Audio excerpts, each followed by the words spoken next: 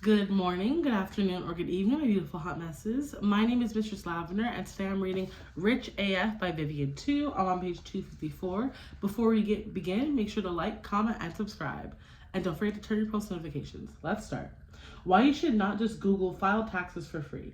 If you make less than $73,000 a year, this number might fluctuate slightly depending on what year you're reading this book. You should not be paying money to file your taxes, but you should also not trust the internet to help you to do that. See, at one point, the government was talking about creating its own free filing tax software for taxpayers below a certain income threshold. Sounds nice, right? Well, not if you're TurboTax and any other tax prep software company.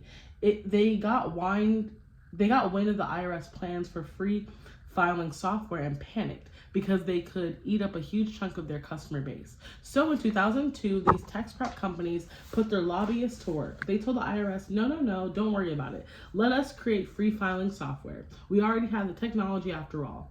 The IRS, who is a total cheapskate, was like, cool, sounds good. And that was it. Because while these major software brands did say they create free filing software, they didn't say they'd make it easy to find.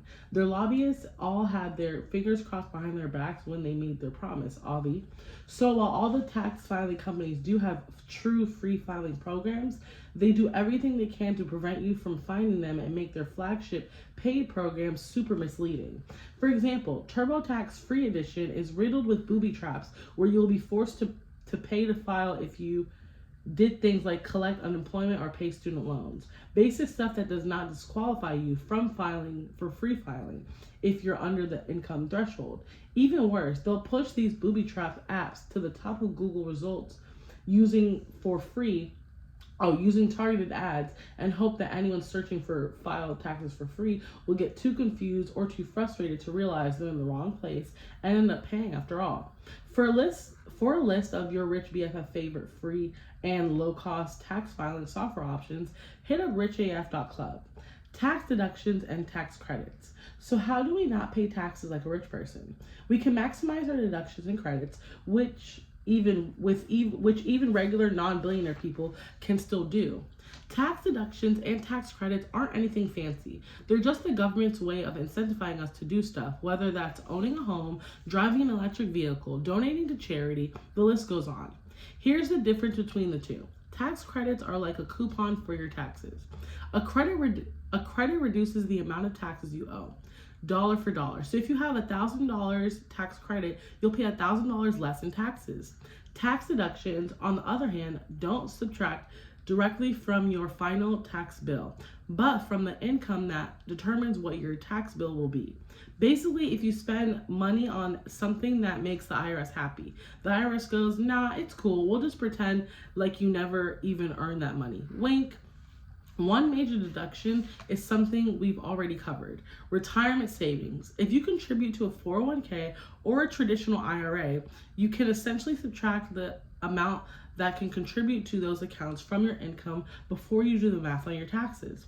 Retirement contributions, along with certain other expenses like student loan interest and alimony payments, are what's known as above the line deductions, meaning you can take them no matter what, as long as you meet the income requirements.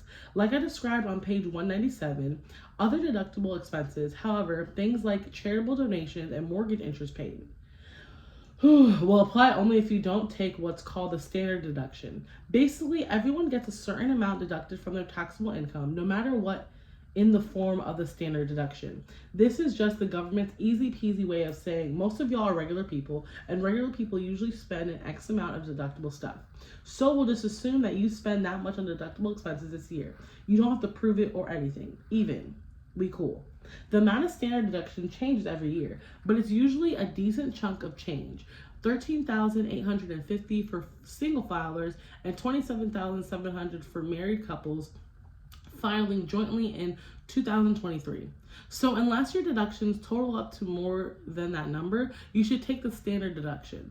Finally, if you run your own business, have a side hustle, or do freelance work, you should definitely be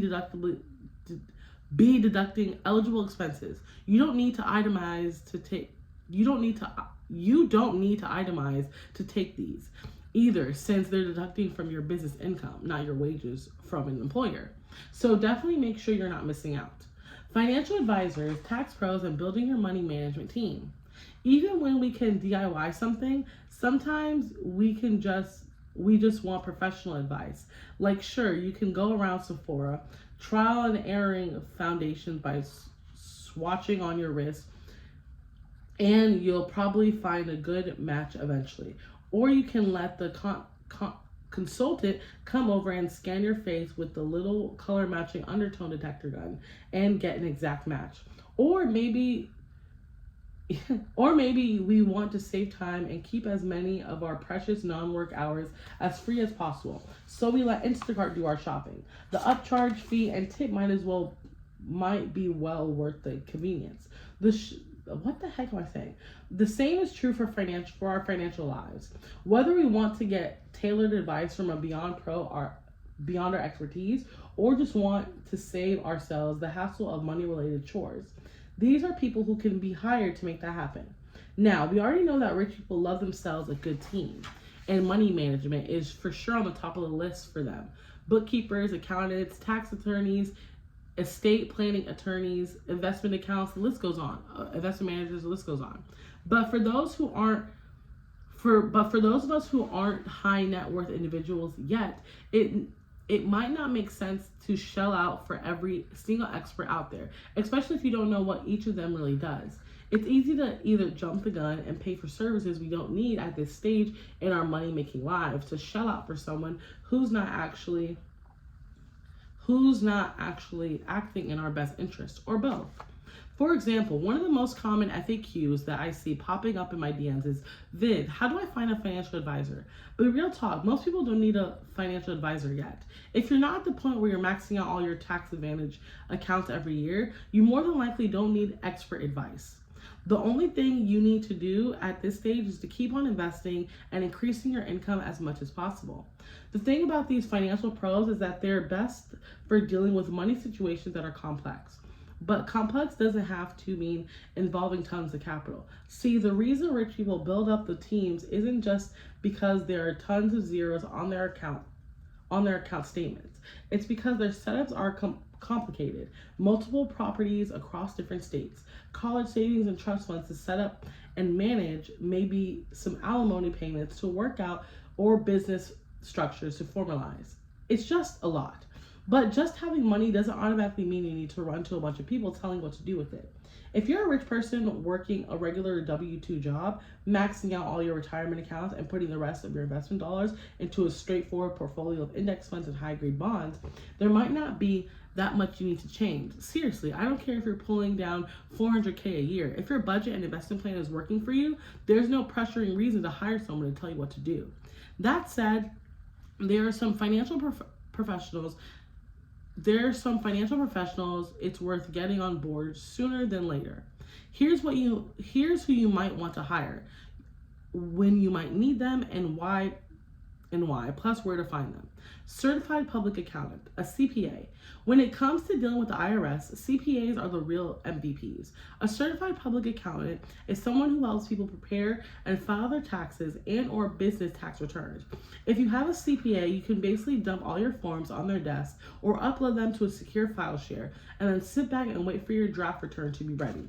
That's the across-the-board benefit of CPAs. They save you time, but CPAs aren't just bean counters or human TurboTax machine. They can also help you take stock of your individual situation and make sure you get all the credits and deductions you're entitled to, / explain the ones you could qualify for with a few tweaks. They also do something that no computer screen can do, which is pick up the phone and answer your questions, no matter how stupid those questions are. Hire an accountant and your days of Google, what is my adjusted gross income, are over. Plus, you've got a major change in your financial situation on the horizon, or recently in the rearview mirror. Hiring a CPA can also make sure you properly cross your T's and dot your I's when navigating your first tax return after marriage or divorce, setting up the right withholding at a new job, or claim any health insurance max premium credits after going on Obamacare. To be sure, not everyone needs a CPA. For the most majority of folks, Especially those people who are younger and don't own property or have kids, you are just fine DIYing tax software and filing on your own. You're not missing any super secret tax benefits. Promise, especially now that you've read this chapter and you're not at any increased risk of audit. Because even if a CPA preps your tax return, you're responsible for making sure it's accurate. So you can't just blame your accountant. If you're self-employed or otherwise make the bulk of your income from freelance work and are considering applying for a mortgage soon or even just eventually, I highly recommend looking into a CPA. Mortgage lenders definitely can be particular about income documentation for freelance folks because it's not like you can just submit a pay stub. So being able to say, of course, I'm legit and here are 3 years of professionally prepared returns to prove it can go a long way to reassure them. CPAs can also send an additional comfort letter to your lender that assets basically, this bitch is for real and I know because I've seen her ass. A state attorney. Look, rich or poor, we're all gonna die. Sorry to break it to you. I know I said earlier that most financial pros are best utilized when your situation gets complex. Estate attorneys are the exception. I think everyone should have one because I think everyone should have a professional and legally binding will and testament. Like I said, we're all gonna die. And while we may not like thinking about doing stuff like setting up our wills because confronting mortality sucks, having an expert help you do it can bring you huge peace of mind. I'm going to stop there. I'm on 261 and I'm going to start at first off. But again, my name is Mistress Lavender. I'm reading Rich AF by Vivian 2. Don't forget to like, comment, and subscribe. And make sure to turn your post notifications on. And let me know, what should I read next? Bye. See you next episode.